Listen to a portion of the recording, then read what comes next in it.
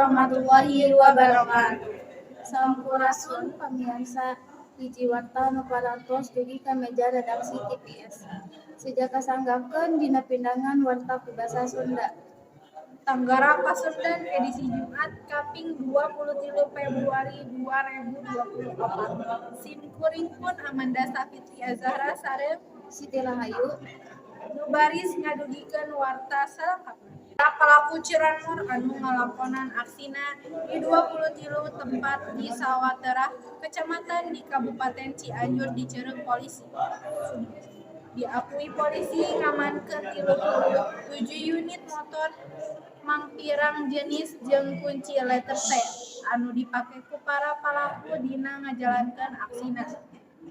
Reana 37 unit kendaraan bermotor hasil kejahatan anu diceureuh Satuan Reksim di sajumlahi Polres Kabupaten Cianjur.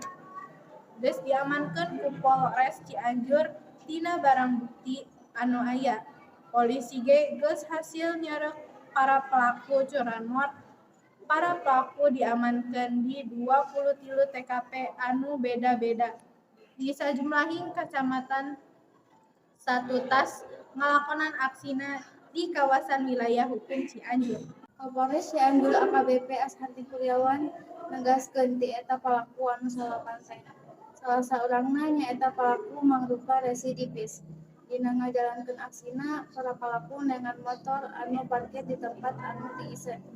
Dumasar kana keterangan para palaku, dirina ngajual motor meunang ngiwate ka pasisian Cianjur jeung luar Cianjur.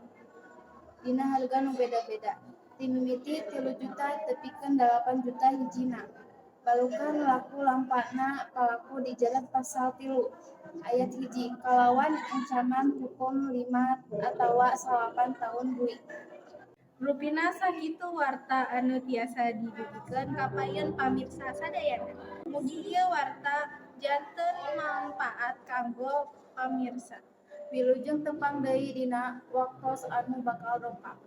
Sim kuring Amanda Safitri Azahra sareng Siti Rahayu ngawakilan tim redaksi TPS. Seja amit mundur amit mungkul hatur nuhun. Wassalamualaikum warahmatullahi wabarakatuh.